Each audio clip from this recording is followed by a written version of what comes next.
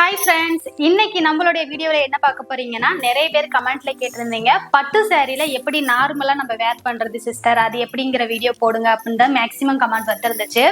உங்களுக்காகவே நான் இன்னைக்கு வேர் பண்ணியிருக்கேன் இந்த பட்டு சாரியை எப்படி மேனுவலா ஃப்ளீட் எடுத்து வேர் பண்ணேன் அப்படிங்கிறத வீடியோவில் ஃபுல்லாக சொல்லியிருக்கேன். ஸோ வீடியோவை ஸ்கிப் பண்ணாமல் ஃபுல்லாக பாருங்க. வாங்க இப்போ வீடியோக்குள்ள போகலாம்.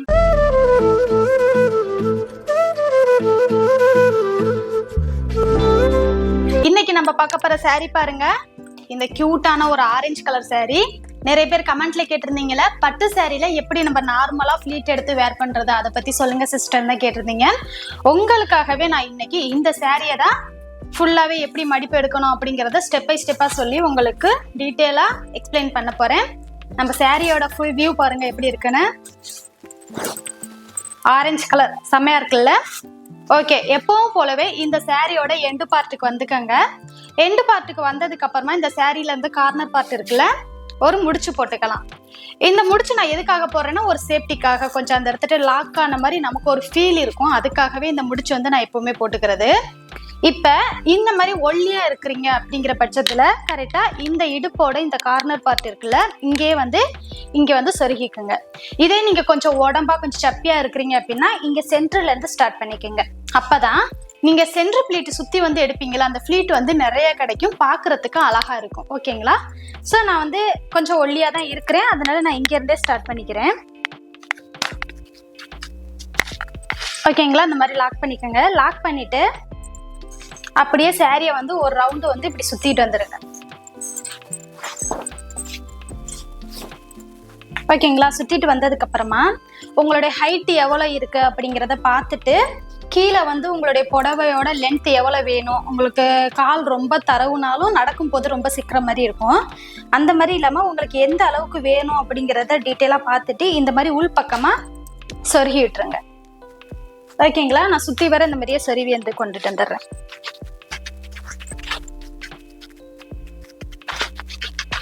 ஓகே, நான் இப்ப சொருவிட்டு வந்துட்டேன். இப்ப என்ன பண்ண போறோம்னு பாருங்க. சேம் அதே எண்டு பார்ட்டியே கையில எடுத்துக்கங்க. எடுத்துட்டு இப்ப நான் பண்ற மாதிரியே நீங்களும் பண்ணுங்க.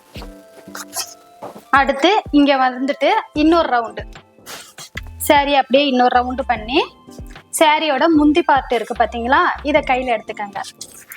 இதுதான் என்னுடைய சாரியோட முந்தி. ஓகே, இதுல வந்து இப்ப வந்து நம்ம ஜஸ்ட் பிளீட் இருக்குல்ல, அதுதான் அரேஞ்ச் பண்ண போறோம். தென் வந்து நம்ம பேக் சைடு போட போற அந்த முந்தானியோட லென்த் எப்படி எடுக்கணும் அப்படிங்கறதையும் இதுல நான் வந்து உங்களுக்கு டீட்டெயிலா சொல்ல போறேன். ஃபர்ஸ்ட் வந்து நம்ம இதுல வந்து ஃப்ளீட் வந்து எடுக்க போறோம். ஓகேங்களா? உங்களுக்கு எந்த மாதிரி அளவுல வந்து ஃப்ளீட் வேணுமோ அதுக்கேற்ற மாதிரி வச்சுக்கோங்க. நான் கொஞ்சம் அளவா ஒரு லிமிட்டா மீடியமா வந்து அந்த ஃப்ளீட்டோட வித்து இருக்கிற மாதிரி தான் வைக்க போறேன். ஸோ அது மாதிரியே நான் வச்சுக்கிறேன். உங்களுக்கு பெருசா வேணும்னா அதுக்கேற்ற மாதிரி நீங்க அட்ஜஸ்ட் பண்ணிக்கோங்க. இல்ல குட்டியா கொஞ்சம் நிறைய ஃப்ளீட் இருந்தா நல்லா இருக்குன்னு நினைக்கிறவங்க இப்ப நான் பண்ற மாதிரியே நீங்களும் ட்ரை பண்ணிக்கோங்க. ஓகே, இந்த மாதிரி நம்ம 1 by 1 அரேஞ்ச் பண்ணி ஒரு சேஃப்டி பின் வச்சு ஃபர்ஸ்ட் இந்த இடத்துல ஒரு பின் பண்ணிக்கிறேன். பின் பண்ணதுக்கு அப்புறமா இங்க பேலன்ஸ் பாத்தீங்களா, இங்க வரைக்குமே நம்ம எடுக்கணும். இப்படி கழுத்துல பிடிச்சிக்கிட்டே இப்படி எடுத்தோம்னா கழுத்து வலி தான் அதிகமா வரும், ரொம்ப டைம் எடுக்கும். ஸோ அதனால நான் குயிக்கா இன்னைக்கு இந்த வேலையை முடிக்க போறேன். அதுக்காக நான் என்ன பண்ண போறேன் பாருங்க. இந்த ஜன்னல் இருக்கு பாத்தீங்களா, அந்த ஜன்னல்ல இந்த முந்தியோட எண்டு பார்ட் அப்படி லாக் பண்ணிட்டு 1 by 1 நான் வந்து எடுக்க போறேன். ஸோ அதை வந்து உங்களுக்கு ப்ராக்டிக்கலாவே காமிக்கிறேன். நான் இந்த மாதிரி ஒரு கிளிப் வந்து எடுத்துக்கிறேன். இந்த கிளிப்பை வந்து கரெக்டா இங்கே இங்க வச்சு இப்படி லாக் பண்ணிக்கிட்டேன். ஓகேங்களா? இந்த மாதிரி லாக் பண்ணதுக்கு அப்புறமா சாரி இந்த மாதிரி அழகா 1 by 1 நம்ம அந்த மடிப்புக்கு ஏத்த மாதிரியே அரேஞ்ச் பண்ணி கொடுத்தோம்னா நீட்டா அழகா எடுக்கலாம். ஸோ இந்த மாதிரி எடுக்கும் போது குயிக்காவே வேலை முடிஞ்சிடும், ரொம்ப ப்ரெஷரும் இருக்காது. அதனால இந்த மாதிரி ட்ரை பண்ணி பாருங்க. பட்டு சாரியெல்லாம் மேக்ஸிமம் கட்டுறீங்க அப்படின்னா கண்டிப்பா இதே மாதிரியே ட்ரை பண்ணுங்க. அப்பதான் பட்டு சாரி கட்டும் போது நம்ம குயிக்காவும் கட்டுற மாதிரி இருக்கும் ஃபீல்.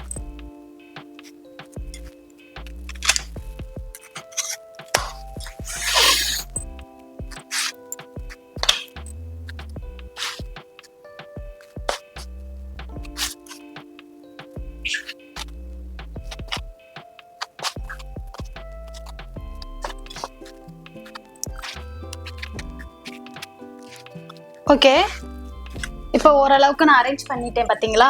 இந்த இடத்துல ஒரு பின் போட்டு லாக் பண்ணிக்கிறேன்.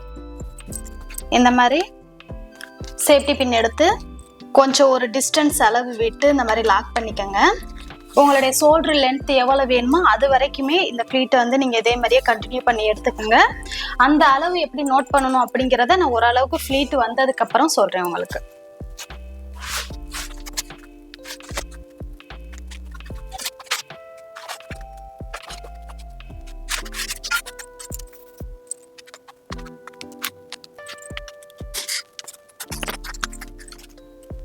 ஓகே ஃப்ரெண்ட்ஸ், இந்த மாதிரி ஒரு அளவு லென்த் வரைக்குமே நீங்கள் இந்த ஃப்ளீட்டெல்லாம் அரேஞ்ச் பண்ணி எடுத்துக்காங்க.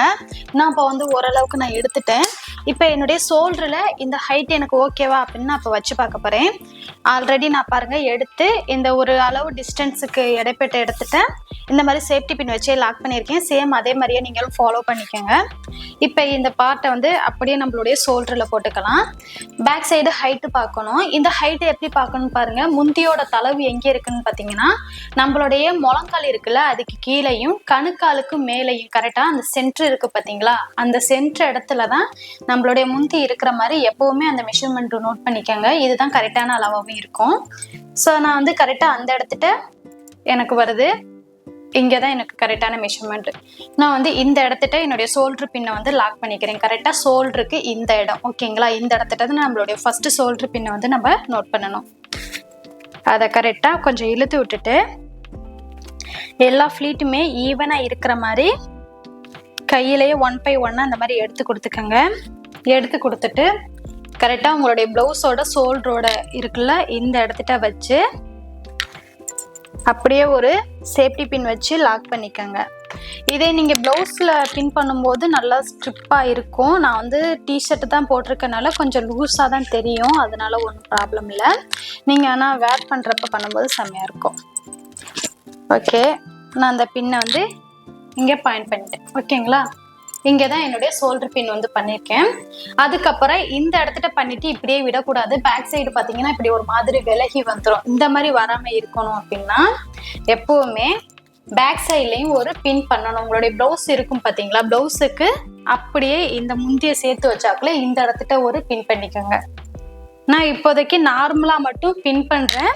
என்னுடைய ப்ளவுஸில் நான் வேர் பண்ணதுக்கு அப்புறம் காமிக்கிறேன், உங்களுக்கு நீட்டாகவே தெரியும். ஸோ இந்த மாதிரி பேக் சைடும் கொஞ்சம் இழுத்து வச்சுட்டு இந்த இடத்துலையும் ஒரு பின் வந்து நம்ம பண்ணிக்கலாம்.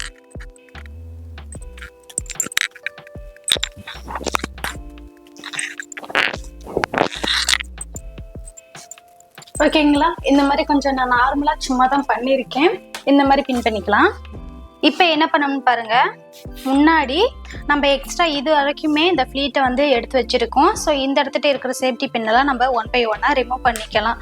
நீங்கள் இந்த ஃப்ளீட் வந்து இன்னுமே நல்லா மடங்கி இருக்குன்னு நினச்சிங்க அப்படின்னா ஹேர் ஸ்ட்ரைட் பண்ணுறது உங்கள்கிட்ட இருந்துச்சுன்னா அதை வச்சு இந்த ஃப்ளீட்டை அரேஞ்ச் பண்ணிங்கன்னா நல்லா அயனிங் பண்ண மாதிரியே இருக்கும், நீட்டாகவும் இருக்கும். ஸோ சப்போஸ் இல்லாத பட்சத்தில் கையை வச்சு நல்லா அப்படி தேய்ச்சி கொடுத்துக்கோங்க. இப்போ வந்து நம்மளோட இந்த ஃப்ளீட் இருக்குது பார்த்தீங்களா, இதை 1 by 1 இப்போ நான் வந்து இப்படி விரிச்சு கொடுக்குறேன்ல, இதே மாதிரியே நீங்களும் விரிச்சு கொடுங்க.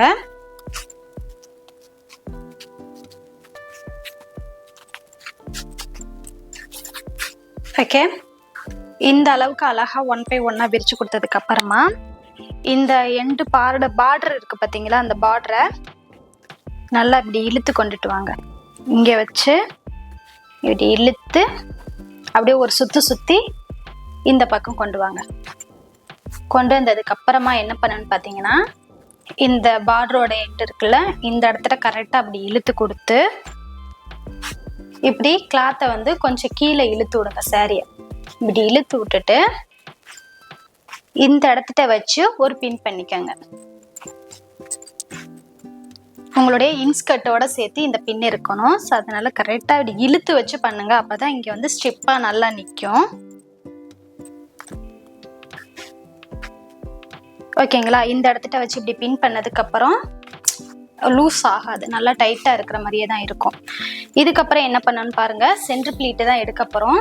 சென்டர் ப்ளீட் எடுக்கிறதுக்கு முன்னாடி இந்த இடத்துட்ட இந்த ஸ்டெப் பை ஸ்டெப்பாக வரும் பார்த்தீங்களா ஒரு சில ப்ளீட்டு, அதை வந்து லைட்டாக கொஞ்சம் நம்ம அரேஞ்ச் பண்ணிடலாம். இப்படி கையிலேயே 1 by 1 வர மாதிரி குட்டி குட்டியாக அரேஞ்ச் பண்ணிடு.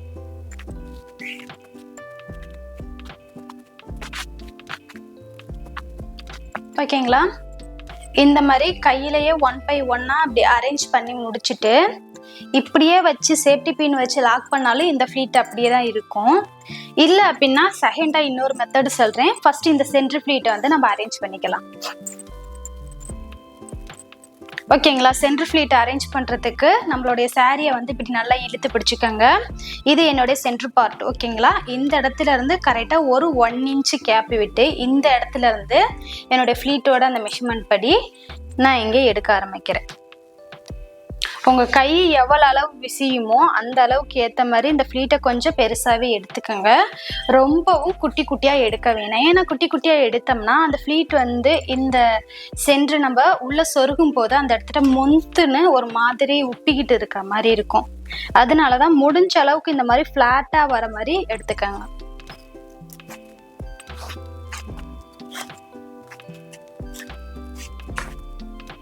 ஓகே, இப்போ என்னுடைய ஃப்ளீட் வந்து ஓரளவுக்கு எடுத்துட்டேன். இங்கே பாருங்கள், இவ்வளோ டிஸ்டன்ஸ் இருக்குல்ல, இந்த தான் நான் அப்படியே விட்டுறேன். இது எதுக்காக விடுறேன்னு பார்த்தீங்கன்னா இந்த இடத்துல அந்த சுருக்கம் வரணும்ல, அதுக்காக இந்த கிளாத்தை மட்டும் விட்டுறேன். இது எப்படியே இருக்கட்டும்.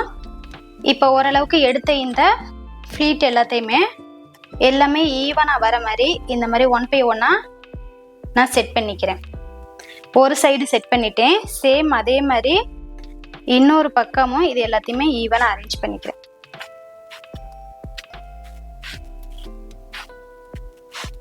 ஓகேங்களா, அந்த மாதிரி அரேஞ்ச் பண்ணியாச்சு. இப்போ என்ன பண்ண போறோம்னு பார்த்தீங்கன்னா ஒரு சேஃப்டி பின் வச்சு இந்த இடத்துல சென்டரில் ஒரு லாக் பண்ணிக்கலாம்.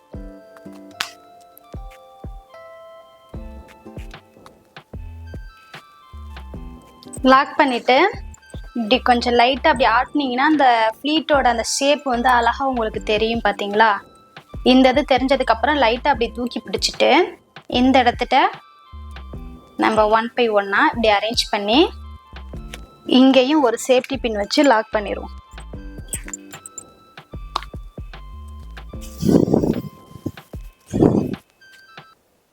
இப்போ இந்த இடத்துல பின் பண்ணதுக்கு அப்புறமா மறுபடியும் ஒரு அளவு டிஸ்டன்ஸ் கீழே தள்ளி அந்த ஃப்ளீட் எல்லாமே ஈவனாக வர மாதிரி இந்த மாதிரி அரேஞ்ச் பண்ணிக்கோங்க. அரேஞ்ச் பண்ணதுக்கு அப்புறமா இந்த இடத்துல நம்ம உள்பக்கமாக சொருக போகிறோம். அதுக்கு முன்னாடி நம்மளுடைய ஹைட் வந்து நமக்கு ஓகே தானா, கரெக்டாக இருக்குதா அப்படின்னு கீழே அப்படி நடக்கிற அளவுக்கு வச்சு நீங்கள் செக் பண்ணிக்கோங்க. ஹைட்டு ஓகே அப்படிங்கிற பட்சத்தில் இங்கே உள்ளே இருக்குது பார்த்தீங்களா எக்ஸ்ட்ரா கிளாத்து, இதை வந்து அப்படியே உள்பக்கமாக தள்ளி விட்டுட்டு கரெக்டாக இந்த இடத்துல வச்சு நான் இந்த இடத்துல தான் பின் பண்ண போகிறேன். ஓகேங்களா, இந்த சாரியோட இந்த பார்ட் இருக்குல்ல அதை அப்படியே அந்த இடத்துல வச்சு உள்பக்கமாக கை வச்சு இப்படி லாக் பண்ணி பிடிச்சிக்கிறேன். ஓகேங்களா, இப்படி லாக் பண்ணி பிடிச்சிட்டு ஒரு சேஃப்டி பின் எடுத்து கொஞ்சம் பெரிய சேஃப்டி பின்னாவே எடுத்துக்கோங்க. எடுத்துட்டு உள்பக்கமாகவே வச்சு சாரியோட அந்த ஃப்ளீட்டையும் இன்ஸ்கர்ட்டையும் ஒன்றாவே சேர்த்தே இந்த இடத்துல நான் வந்து லாக் பண்ணுறேன். எதுக்கு நான் இந்த மாதிரி பண்ணுறேன்னா அந்த ஃப்ளீட் வந்து அப்போ தான் அந்த இடத்துல நீட்டாக அழகாக வந்து இருக்குமே. ஸோ நம்ம இந்த மாதிரி பின் பண்ணாமல் நார்மலாக மட்டும் சொருகும் போது இப்படி சைடில் பார்க்கும்போது இந்த இடம் தூக்குனாப்புல தெரியும். இப்போ பார்த்தீங்கன்னா அந்த இன்ஸ்கர்ட்டோட சேர்ந்தே வந்து இந்த ஃப்ளீட் வந்து தனியாக அழகாக அதாவது ஸ்ட்ரக்சராக தெரிகிற மாதிரி இருக்கும். ஸோ அதனால தான் நான் இந்த மாதிரி எப்போவுமே பண்ணுறது. இப்போ என்ன பண்ண போகிறோம்னா பேலன்ஸ் இருக்குது பார்த்தீங்களா இந்த கிளாத்து, இதை அப்படியே உள்பக்கமாக அப்படி சொருகி வைக்க போகிறோம். ஓகேங்களா, இப்போ நான் சொருகின மாதிரியே கரெக்டாக அப்படி சொருகிக்கோங்க. சொருகினதுக்கு அப்புறமா இங்கிட்டு பார்த்தீங்கன்னா இந்த அளவுக்கு ஒரு கேப் எப்பவுமே இருக்கும். இந்த இடத்துல இப்படி உள்பக்கமாக கை விட்டீங்கன்னா ஆல்ரெடி இங்கே கொண்டுட்டு வந்திருக்கோம்ல இந்த கிளாத்தோட எண்டு, இந்த கிளாத்தோட எண்டு வந்து உங்களுக்கு தண்டுப்படும். அதை அப்படியே இந்த பக்கமாக இழுத்துக்கிட்டு வந்துருங்க. இழுத்துட்டு வந்ததுக்கு அப்புறமா இதை அப்படி உள்டாவா இப்போ நான் சுத்துறேன் பார்த்தீங்களா, இந்த மாதிரி இப்படி சுத்துனீங்கன்னா இங்கே ஆட்டோமேட்டிக்காக பாருங்க அந்த ஃப்ளீட் எல்லாமே அரேஞ்ச் ஆகி வந்துருச்சு. ஸோ இதை வந்து உங்களுக்கு எந்த அளவுக்கு வேணுமோ அந்த அதுக்கு மட்டும் நீங்கள் வந்து கொஞ்சம் லைட்டாக எடுத்து விட்டிங்கன்னா போதும். செம்ம நீட்டாக அந்த ஃப்ளீட் வந்து உங்களுக்கு ஆட்டோமேட்டிக்காக வந்துடும். நீங்கள் இழுத்தெல்லாம் குத்தணும் தேவையில்லை. இப்போ அப்படியே இந்த இடத்த உள்பக்கமாக அதாவது இன்ஸ்கர்ட்டில் இதை சொருகிட்டுக்கலாம். எக்ஸ்ட்ரா சேஃப்டிக்கு வந்துன்னா ஒரு சேஃப்டி பின் வச்சு அந்த இடத்துல லாக் பண்ணிக்கோங்க. இப்போ இந்த இடத்துல இருக்குது பார்த்தீங்களா கிளாத்து, இதை அப்படியே பின் நோக்கி இழுத்துட்டு வந்து இந்த இடுப்பு பக்கம் கொண்டுட்டு வந்துருங்க. ஓகேங்களா, கொண்டுட்டு வந்துட்டு பேக் சைடு பாருங்க உங்களுடைய ஹைட் ஓகேவான்னு பார்த்துட்டு இதை இப்படியே ஒரு ஃபோல்டு பண்ணி உள் பக்கமாக அப்படி சொருகி விட்டுருங்க இன்ஸ்கர்ட்ல. ஓகேங்களா, அப்போ சொருகியாச்சு. இப்போ அந்த சாரியை வந்து அப்படியே இங்கிட்டு முன்னாடி கொண்டுட்டு வந்துடலாம். கொண்டுட்டு வந்துட்டு நம்மளுடைய ஜெஸ்ட் ப்ளீட் வந்து இப்போ ஈவனாக இருக்கிற மாதிரி 1 by 1 நம்ம அரேஞ்ச் பண்ணிடுவோம். ஓகேங்களா?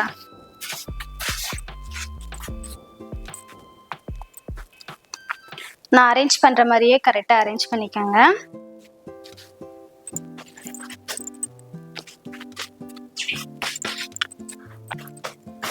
ஓகே, இப்போ ஓரளவுக்கு நான் வந்து ஜெஸ்ட் ப்ளீட்டை வந்து இங்கே அரேஞ்ச் பண்ணிட்டேன்.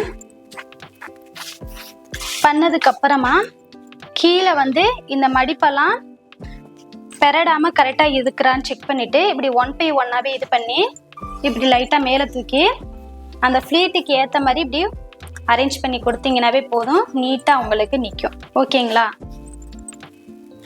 அரேஞ்ச் பண்ணி கொடுத்தாவே போதும்.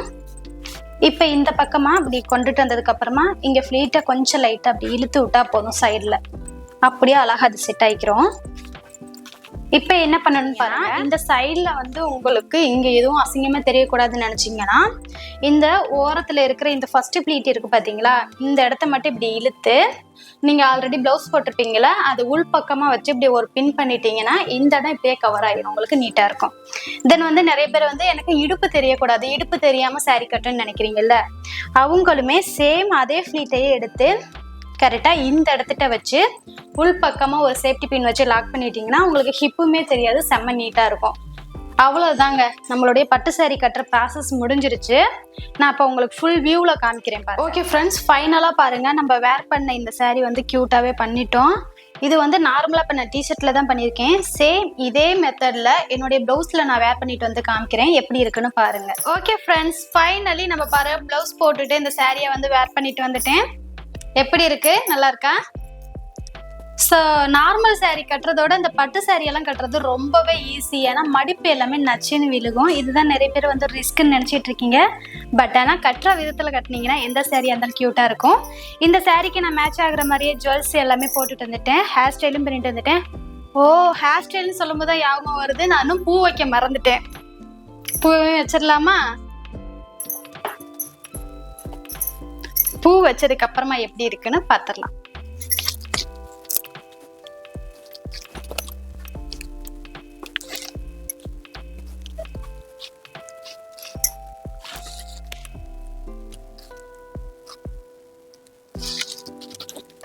ஓகே, ஃபைனலி நம்ம பூவும் வச்சாச்சு.